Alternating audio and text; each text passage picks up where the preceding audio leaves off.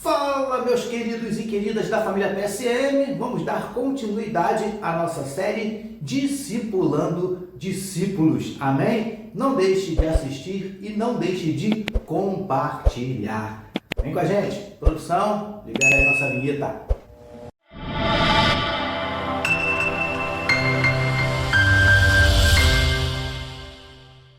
Vamos falar aqui mais um pouquinho sobre discipulando discípulos, né? Porque como os irmãos sabem, Jesus tinha acabado de chamar ali alguns dos discípulos que estariam com ele, né? Fariam parte daquela comissão, digamos assim, os 12 primeiros, vamos dizer assim, né? E aí depois foi chamando mais alguns e tal, e aí a Bíblia nos diz que ele subiu ao monte, chamado Monte das Oliveiras, e uma multidão chegou perto dele, além dos discípulos, e Jesus começou a fazer o que ele mais amava fazer. Uma das coisas que ele mais amava fazer, que era ensinar. Ele começou a ensinando uma infinidade de coisas, né?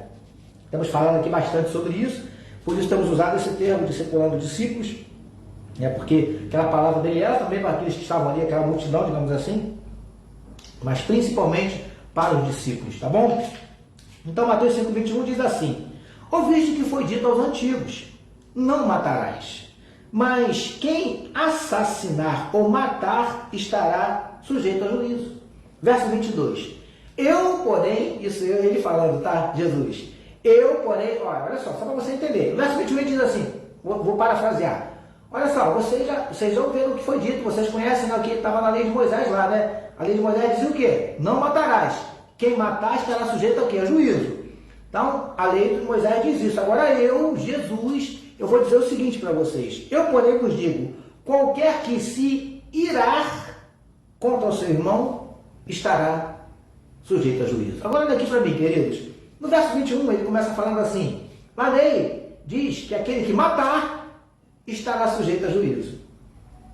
E verdadeiramente era isso que estava na lei. Aí Jesus vem e ele não veio para abolir e revogar a lei, como eu falei aqui na semana passada. Os irmãos participaram da semana passada. Semana passada a gente falou um pouquinho sobre a lei e sobre a graça, né? Então Jesus foi bem claro dizendo: olha, eu não vim para revogar a lei, não vim para abolir a lei, nada disso. Mas eu vim para trazer para vocês uma nova visão sobre a lei. Então ele diz, olha, a lei dizia que quem matar estará sujeito a juízo. Eu, porém, digo que aquele que se irá, ou seja, queridos, semana passada eu falei um pouquinho sobre isso, né, que Jesus, como ele veio instaurar o que a gente chama do período da graça, muitos acham que por conta disso a lei ela foi abolida, a lei foi cancelada, a lei foi anulada, revogada, e Jesus falou nada disso, não vim para anular, para cancelar, para revogar, nada disso. A lei continua valendo, continua tendo a sua importância.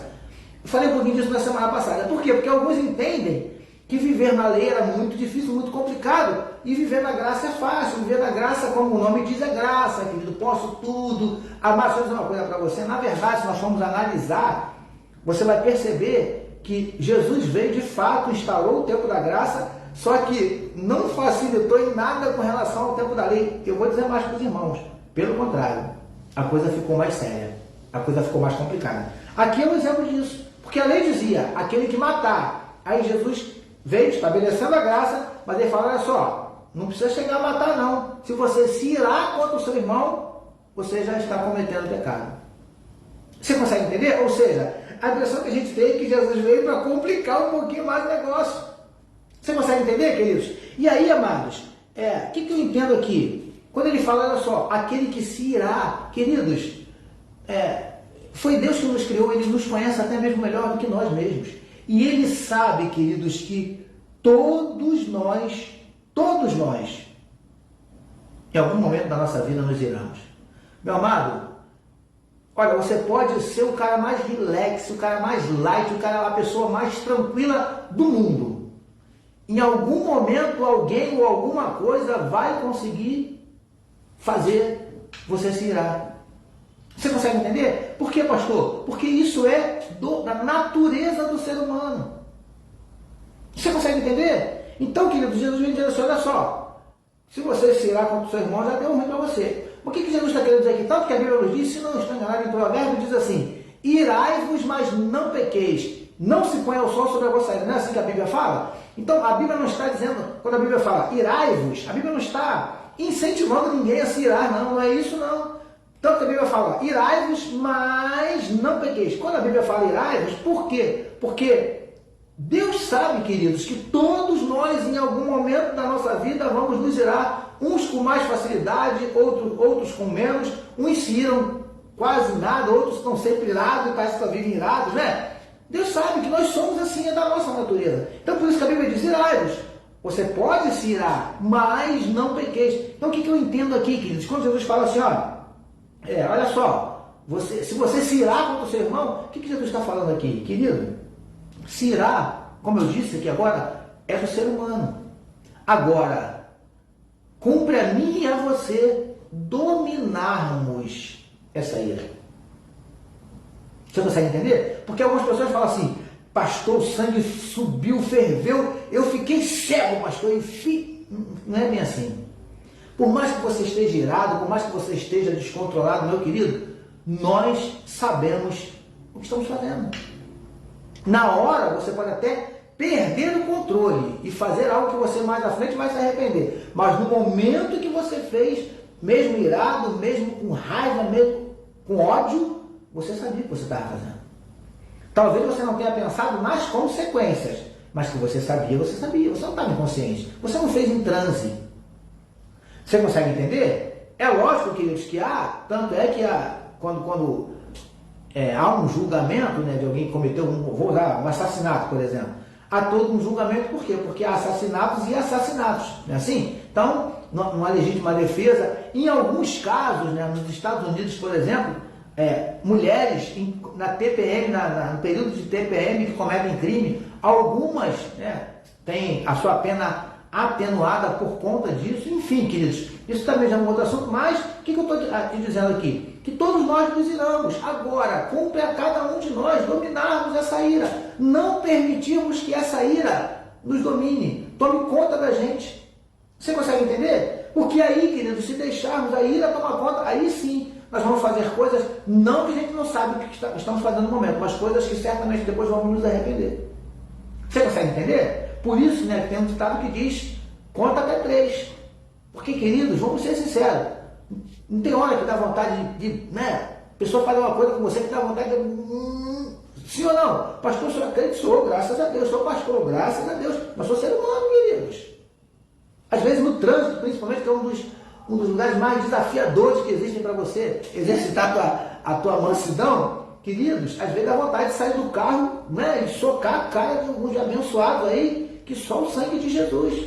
Não é assim, queridos? Então, amados, a ira vem sobre todos nós. Agora, cumpre a nós, cumpre a mim, cumpre a você dominar. Não deixar que ela te domine. É isso que eu aprendo aqui, queridos. Você consegue entender? Ira, não deixa a ira te dominar. Não deixa a ira tomar conta do teu coração. Você consegue entender? É isso que Jesus está falando aqui. Por quê, queridos? Que quando a ira nos domina, na grande maioria das vezes, nós fazemos besteira. Não é assim, queridos? Então, amados, eu quero aprender aqui com Jesus quando ele diz isso. Olha só, quem matar, a lei dizia que quem matar será sujeito a réu. Agora, eu vou dizer para vocês o seguinte, quem se irá. E sabe o que eu aprendo aqui com Jesus, que a gente vai falar sobre isso também em outros motivos, em outros momentos? Na verdade, o que Jesus está querendo fazer aqui? Jesus é uma medida preventiva, porque tudo começa com a ira. Uma pessoa, para matar a outra, ela primeiro, né, alguma coisa traz aquela raiva no coração da pessoa e ela vai dando vazão, vai deixando aquele negócio tomar conta a ponto dela matar. Não é assim? Não foi assim que aconteceu, queridos, com Caim e Abel? Porque a Bíblia diz o quê?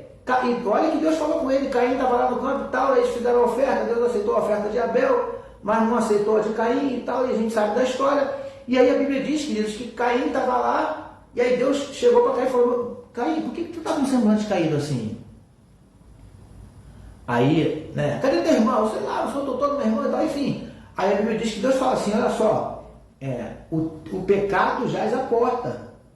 O teu desejo será contra ti, ou seja, ali, Caim já estava lutando naquela tentação de, né, o diabo, né, tentando, vai lá, cara, mata ele, rapaz, a oferta dele foi aceita, a tua foi rejeitada, e a tua foi rejeitada por causa da dele, isso aqui não tinha nada a ver uma coisa com a outra, né? Mas enfim, o diabo ele tem essas artimanhas. Então a gente crê, né, que o Caim estava ali naquela luta e tal, lutando com ele mesmo, lutando com o diabo, enfim. E aí Deus chega e fala, meu filho, olha só, o pecado está batendo na porta, porque está todo tempo batendo na porta, né, queridos? Mas aí Deus fala uma coisa que é muito séria, que serve para mim e para você. O pecado jaz à porta, o teu desejo será contra ti, mas a ti cumpre dominá-lo. Foi o que Deus falou para Caim. Só que, lamentavelmente, nós conhecemos o resto da história, ele foi vencido. Ou se deixou vencer, vamos dizer assim, né, queridos? Você consegue entender? Tanto que a Bíblia diz que ele foi lá e matou o irmão. Por quê? Porque se deixou que a ira tomasse conta do seu coração, se transformasse em ódio a ponto dele ir lá e matar, assassinar o próprio irmão. E querido, deixa eu dizer uma coisa para você, meu amado, irados, qualquer um de nós faz coisa parecida e até pior. Consegue perceber como é que esse negócio é sério? Não deixa te dominar não. Sentiu que tem alguma coisa no coração, é o que eu tenho procurado fazer, queridos, é um exercício diário, não é fácil não. Sempre que alguma coisa está tentando tomar conta, eu falei, Senhor, em nome de Jesus eu rejeito, eu não aceito esse negócio no meu coração. Porque a gente falou aqui há poucos dias atrás, sobre as bem-aventuranças, também na Mateus capítulo 5, Jesus fala o quê? Bem-aventurados os limpos de coração. O diabo vive o tempo todo tentando sujar, querido, colocar sujeira lá dentro. Se nós não vigiarmos, ele coloca, até porque ele é astuto, ele não chega com um caminhão de lixo, não, ele chega já com um papelzinho de bala, só para você entender, tá, querido? Um papelzinho de bala, um palitinho de picolé, não sei o que, enfim. Aí quando você percebe, tá cheio de lixo. Não é assim que acontece na nossa vida, né? Em determinado lugar que você começa a jogar um negocinho, joga um papel, como você vai ver, tá uma verdadeira lixeira. Nosso coração é a mesma coisa. E aí, queridos, uma vez cheio de lixo, coração cheio de lixo, pode crer que as suas atitudes não serão das mais nobres. Amém, queridos e queridas? Por isso, lutemos para não permitir que a ira tome conta da gente. Né? A gente sabe que as pessoas são diferentes, uns são mais sanguíneos, né? E tal, são mais enérgicos, enfim. Mas, queridos, não deixa a ira se apossar, não deixa a ira tomar conta, não deixa a ira te dominar. Porque com certeza isso vai acabar mal. Amém? Ficou com raiva? Pastor, às vezes me dá raiva, não é só você não, comigo também acontece. Fala, Senhor, em nome de Jesus, seja sincero com Deus, amado. Eu falo sempre para os irmãos, Senhor, seja sincero. Senhor, minha vontade é te dar um soco, arrancar os dentes desse abençoado. Mas Jesus tem misericórdia da minha vida, me controla, me ajuda.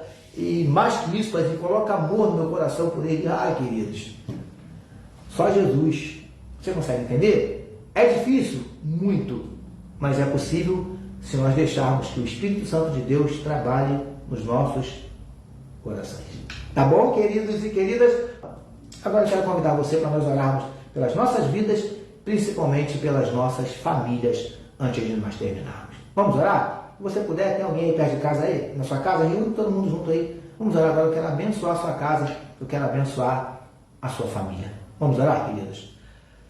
Paizinho, muito obrigado por mais uma quarta-feira, já estamos terminando. Mas antes, como nós buscamos fazer todas as quartas-feiras, quero te entregar a vida de cada um dos teus filhos que estão agora conectados aqui conosco, Senhor Deus, daqui a pouco eu vou falar alguns nomes aqui. Deus, eu quero te entregar cada uma dessas vidas. Meu Pai, eu quero te entregar cada uma dessas famílias, te pedindo que o Senhor tenha misericórdia, Paizinho. Que o Senhor entre com providência, dando vitória, que o Senhor entre com providência, mudando quadros, circunstâncias, revertendo situações. Esse casamento que aos olhos humanos já está acabado, entra, Paizinho, restaura, entra e reconstrói, Senhor Deus, para a glória do Teu nome. Traz de volta o amor, o carinho, o prazer de estarem juntos. Em nome de Jesus eu te peço, Paizinho amado, manifesta neste lar, nesta família, o Teu sobrenatural, Senhor Deus. Vai repreendendo todo espírito de violência, vai repreendendo toda a violência, seja ela doméstica, seja ela psicológica, seja ela sexual, física, oh Deus querido, patrimonial, enfim, Pai amado, seja que for, seja repreendido todo adultério, Paizinho querido, em nome de Jesus. Toma nas tuas mãos, Senhor Deus, essa esposa, este esposo, esses filhos, em nome de Jesus nós te pedimos, e abençoa os nossos lares, abençoa as nossas famílias, que haja nos nossos lares a tua presença, que a tua paz seja sentida, tantos quantos, Senhor Deus, adentrarem os nossos lares. Em nome de Jesus nós te pedimos, abençoa as tuas famílias, abençoa as nossas vidas, Paizinho querido. É no nome de Jesus que nós oramos e já te agradecemos. Amém. Faz assim com a sua mão que eu quero te abençoar. Que o amor de Deus, o nosso Pai, a graça salvadora e redentora do Filho e as doces e incomparáveis consolações do Espírito Santo seja com toda a família de Deus, desde agora e para todo sempre. e todos nós recebamos. E digamos amém. Amém, queridos. Ó, beijo carinhoso no teu coração. Deus abençoe a tua vida. Amém, queridos. Graças a Deus. Nosso desejo é que Deus tenha falado ao seu coração. Não deixe de compartilhar, tá bom, queridos? E não deixe também, como já está aparecendo aí no rodapé da sua tela, de se inscrever no nosso canal, deixar seu like, sua curtida, seu comentário é muito importante para nós, tá bom, queridos e queridas? Permitindo nosso Deus, semana que vem a gente continua com a nossa série Discipulando Discípulos. Deus te abençoe.